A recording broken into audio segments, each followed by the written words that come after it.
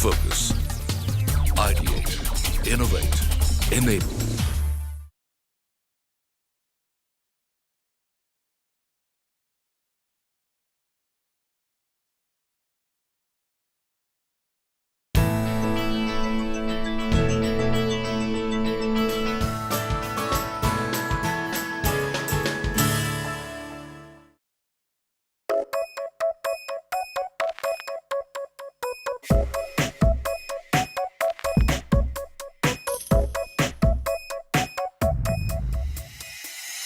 In 2001, Samrat Zaveri started Shaze, a sterling silverware brand with an aim to introduce contemporary designs in the silverware gifting market. Starting its journey with a solitary store in South Mumbai, Shaze has grown to service thousands of customers through its presence in more than 20 standalone stores and 7 shop-in-shops across 10 cities of India.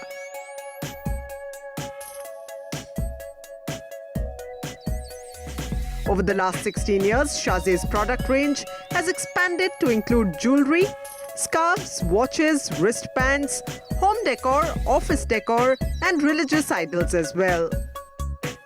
Shaze's creations have created their niche as edgy, impactful, and statement-making pieces that reflect the urban high street lifestyle of its customers. Hello and welcome to yet another episode of our series Incredible Journeys, Brands and Leaders, the show that brings you inspiring tales of entrepreneurial success of renowned brands. Today we are in Mumbai in conversation with Samrat Zaveri, the managing director of a brand called Shaze, a brand that's for the upwardly mobile urban Indian consumer, catering to all sorts of accessories for men and women, home decor products, office products and whatnot. Welcome to the show, Samrat. It's a pleasure to have you with us here today. Thank you. It's a pleasure to be here. Tell us a little bit about brand Shaze. You're into a lot of different product segments. Take us through the product segments and tell us a little more about the brand. Shaze is a premium lifestyle brand. We started off as a silverware brand in 2001. And along the way, we realized that after having become market leaders in the silverware segment, we thought that it would be a great idea to extend the brand to other product categories. And that's where the journey of branding really began. Right. We started our own perfume, our own watches, fashion jewelry, our own scarves, eyewear, and the story goes on. So what's the design sensibility behind your products? Is there a particular way of thinking? Are you looking at just contemporary design? Who's your target consumer and how does that impact design for you? See, the overall look and feel of the brand is very international, very clean, straight lines, very simplistic, but yeah, bold, edgy, and impactful. That's the criteria for a Shaze design. We're catering to various types of consumers.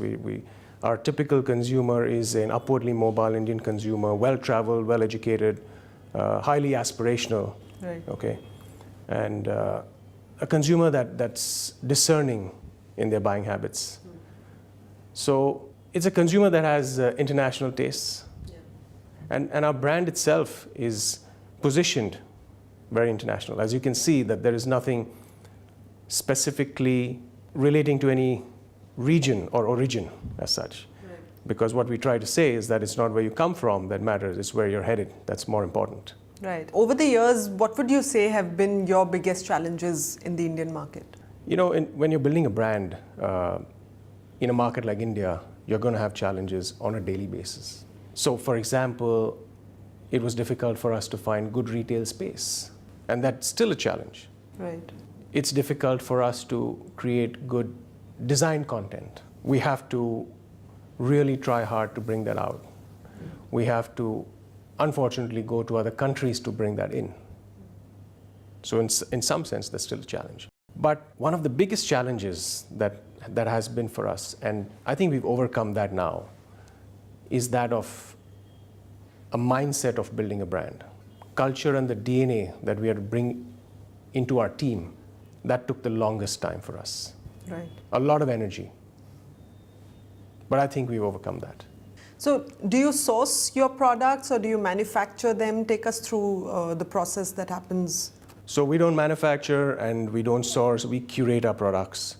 our products are curated from different parts of the world. We have designers in different countries who work for us. We have, and the manufacturing is done exclusively for us under license.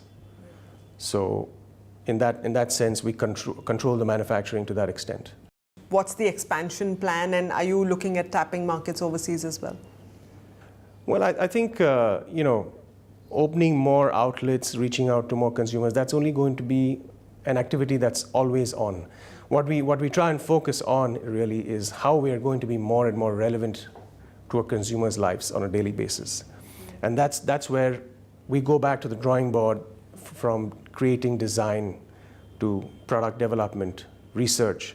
All of that process is actually what we spend a lot of time and energy on. We have a retail team which takes care of our expansion. We are building a brand. In order to build a brand, you have to reach out to your consumer. Right. So whether it's through a brick and mortar store or through the internet, or tomorrow through another medium, that'll be a part of our evolution of growth. You're also big on e-commerce. So take us through the revenue mix. How much of your revenue comes from online sales and how much of it is from offline brick and mortar? So like I said, we're building a brand, and the idea is to reach out to the consumer. Currently, a large part of our business comes from offline sales, though the online sales are growing and are very promising. But to a large extent, a lot of our sales are also coming as a combination of two. So somebody's calling, going to our website, calling our helpline, and buying it from a store, or getting it delivered to their home. So I think the edge is going to be a combination and a hybrid model of all mediums to reach out to the consumer. Within the company, how crucial is the role of technology in running your business operations? Are you constantly upgrading systems and processes? Yeah, we got to do that all the time. I don't think that technology is something that is important only for business. It's part of everybody's daily life. So upgrading technology and kind of giving a better experience to the consumer with technology is an important part of our business, and we are constantly doing that. And you mentioned you manufacture in different parts of the world. How do you maintain consistency in quality? So what happens is that when you deal with different designers, different design houses, different manufacturers, you may be dealing with different people, but they're all dealing with the same brand. Once you establish a certain language for the brand, a certain design language for the brand, then no matter who you're dealing with, they understand that they got to fall in line with what the brand guidelines are. Right. And that's something we've established very strongly now. That's a challenge that we used to have, but not anymore. Wonderful. So take us through the growth rate over the last couple of years. At what rate has Shaze grown? What are you predicting for this year? We have been growing upwards of 30%, and we see that this year we'll grow by more than 50%. Great. I know that that's not sustainable for many years, but we'll try and give it a shot for as many as possible. Great. Good luck to you for that. But before I let you go, what's your vision for Shaze from here on? Where do you want to take it? We certainly want to be a global lifestyle brand. I think it'll be a huge success story if we take an Indian brand internationally. We aren't into manufacturing, so we're not a typical Make in India brand. Okay. But in terms of having created the brand from India, I think that itself is a story that befits Make in India. Thank you so much for joining us on the show today, Samrat. Well, with that, let's head into a short break right now, but stay with us because there's lots more coming up on the other side. You're watching our special series, Incredible Journeys, Brands and Leaders, only on CNBC TV18.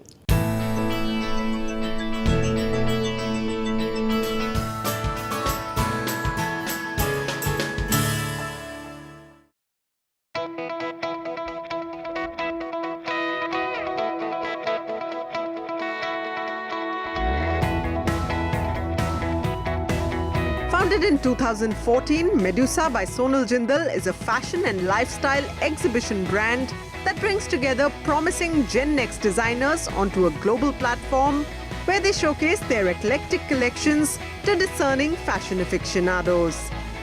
In just a few years, this Delhi-based B2C fashion and lifestyle brand has carved out a niche for itself. Medusa has now become a well-known name in the Indian fashion fraternity and has also successfully created a dynamic platform that accelerates the growth of young fashion designers and labels under its tutelage across geographies. Welcome back to our special series, Incredible Journeys, Brands and Leaders, a series that puts the spotlight on brands that have become names to reckon with. On the show today, we are joined by Sonal Jindal of Medusa, a Delhi-based fashion, lifestyle, exhibition and events brand, a brand that has carved a niche for itself in just about 3.5 years since inception. Sonal, welcome to the show. It's a pleasure talking to you. Thank you. First up, I'm curious to know, you were a homemaker enjoying life. What made you turn entrepreneur? At age 11, I kind of was triggered by my grandmother that what you gonna do with your life. That made me think that I have to do something with my life. So around at age 14, I got my first summer job at my dad's hotel in Manali as a waitress. Age 16, I told my dad that I want to start off a jam and a pickle business. And that's where the story started. And he said, I think you're too young right now and you should concentrate on your studies. And I'm glad he said that, and that made me do an MBA. And my MBA is a great contribution in my journey. But post that I got married, and after only I was mother of 2 kids, that's when I decided that I think this is the time I should do something of my own for myself. I should live for my dream now, and that's where my company and my dream started. Why did you decide to focus on fashion alone, and what sort of potential did you see when you visited exhibitions? You thought that there are some market gaps that you can fill? Yes, but I could see that the high-end designers, they have stores, they have online presence, but the mid-segment designers, they don't have, and especially the designers who are coming out from the colleges, they don't have any platform to present their designs. And that's where I cracked the deal that I need to promote these young Gen X designers, that get them from colleges, present them into under one roof on a Medusa platform, fashion lifestyle exhibition platform. And I kind of knew that this is going to work because our country needs young talent, young innovative talent. And we have many premium colleges like NIFT, Pearl, INIFT, Whistling Woods. I have worked with all the colleges, and we have roughly so far launched 280 brands since 2014 actually, since inception. And that's where I knew that this market has a potential. In your initial years, how challenging was it to find these fashion labels who want to associate with Medusa? You have to just create something. So I still remember the first day I was launching my Medusa page on Facebook. I thought that roughly I'll get 100 likes or 100 followers. It was 24th of Feb 2014, and in one day I got 1,000 followers, and the reach started happening. So once you start, your work talks, and I had definitely a good set of 10 to 15 designers which we had already eyed on, that them we have to promote, and that's how we started off. And you work across the fashion spectrum, apparel, accessories, everything? Yes, we do apparel, accessories, shoes, home furnishing, jewelry, real jewelry, statement jewelry, everything. As far as business is concerned, how competitive is this segment? How do you stay ahead of the game? What is it that you're doing differently to stay ahead of your competitors? Hard work. We are really working hard to stay ahead in our segment for sure. And rest, I don't see anybody. I just work on my own flaws. I don't see my competitors at all because I don't consider them my competitors.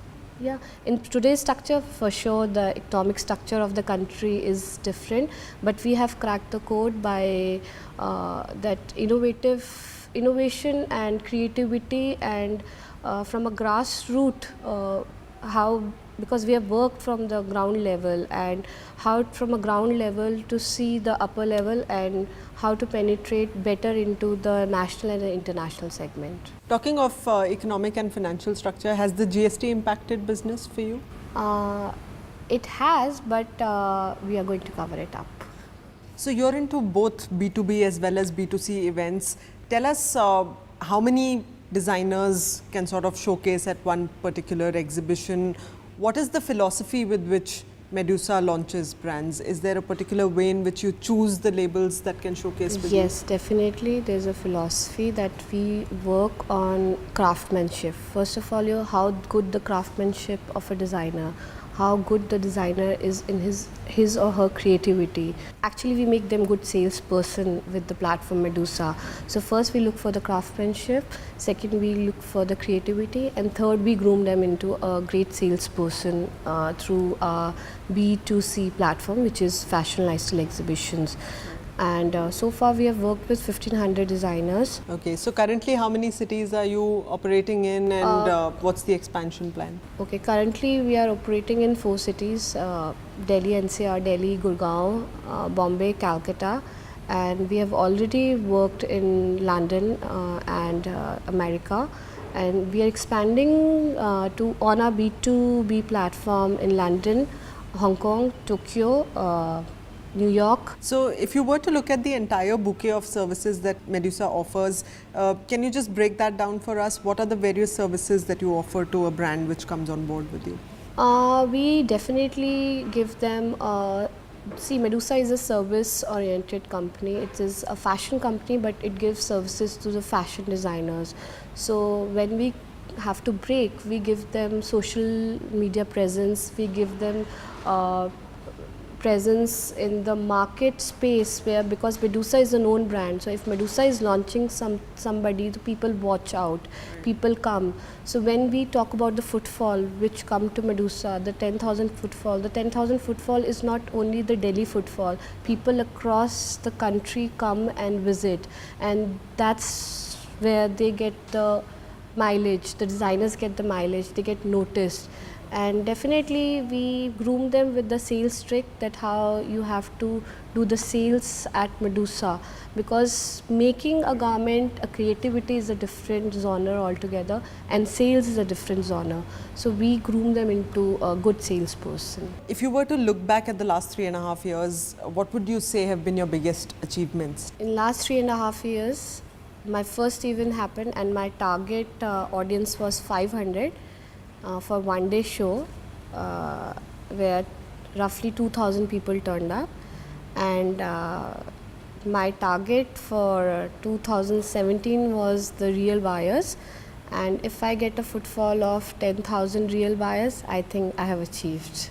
Tell us a little bit about your team as well, and how challenging was it to put together a team for curating these unique events? Yes, that was a challenging part, because you need a right kind of a marketing, PR, creative, digital media, and the sales team. So I am happy that I have a great sales team right now, who are hardworking and multitasking. Kids under age 26, 27 are working in Medusa. So that's the USP of Medusa, that all the kids are young kids, and we have a great, amazing PR team, marketing team. From here on, what's your vision for Medusa in the next 5-7 years, in the next 10 years? Where do you want to take this brand? With Medusa, I want to create one Indian brand which is going international, with made in India, make in India, produce of India brand. One parting message for all aspiring entrepreneurs and everyone who has never heard of the brand Medusa, what would it be? Come and be part of Dreamer's Dream, Medusa. Thank you so much, Sonal. Thank you, Pleasure Madhu. talking to you. Well, with that, it's a wrap of this episode of Incredible Journeys, Brands and Leaders. We'll be back next time with more inspiring stories and their successful leaders. Thanks for joining us. Goodbye.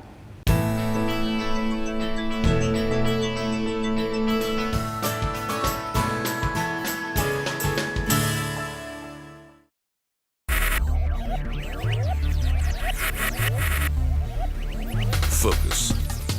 Ideate. innovate, enable.